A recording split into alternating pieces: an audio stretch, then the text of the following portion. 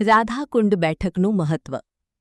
શ્રી વલ્લભાચાર્યજીની 84 બેઠકજીમાં રાધાકુંડ બેઠકનું ખૂબ જ ઊંચું સ્થાન માનવામાં આવે છે.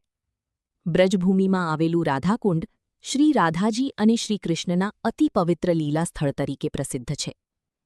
રાધાકુંડનું પવિત્ર મહત્વ. પુષ્ટિમાર્ગમાં માન્યતા છે કે રાધાકુંડ એ શ્રી રાધાજીના પરમ પ્રેમનું સ્વરૂપ છે. અહીંનું જળ પણ દિવ્ય અને ચમત્કારી માનવામાં આવે છે. વૈષ્ણવો માને છે કે રાધાકુંડના સ્મરણથી પણ ભક્તિના ભાવ જાગે છે. કહેવાય છે કે શ્રીકૃષ્ણે અરિષ્ટાસુરનો વધ કર્યા પછી શ્રી રાધાજી અને સખીઓએ તેમને પવિત્ર થવા માટે કુંડ બનાવવાનું કહ્યું. ત્યારબાદ શ્રીકૃષ્ણે પોતાનું શ્યામકુંડ બનાવ્યું અને શ્રી રાધાજીએ રાધાકુંડ પ્રગટ કર્યું. ત્યારથી આ સ્થાન દિવ્ય પ્રેમ અને ભક્તિનું પ્રતીક બની ગયું. શ્રી મહાપ્રભુજીનો પ્રસંગ.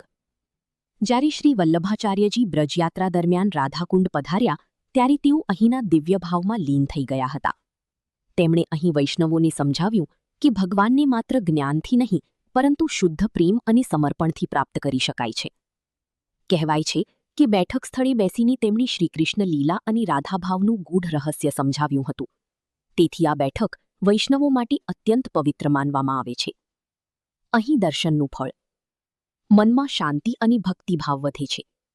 શ્રી રાધાકૃષ્ણ પ્રત્યે પ્રેમ જાગે છે. વૈષ્ણવ જીવનમાં સેવા અને સમર્પણનો ભાવ મજબૂત બને છે. બ્રજભક્તિનો અનુભવ થાય છે. વિશેષતા. રાધાકુંડને બ્રજનું સૌથી પવિત્ર કુંડ માનવામાં આવે છે. કારતક માસમાં હજારો વૈષ્ણવો અહીં સ્નાન અને પરિક્રમા કરવા આવે છે. પુષ્ટિમાર્ગીય વૈષ્ણવો માટે આ સ્થાન અત્યંત ભાવનાત્મક અને આધ્યાત્મિક છે. સર્વ વૈષ્ણવને જય શ્રી કૃષ્ણ.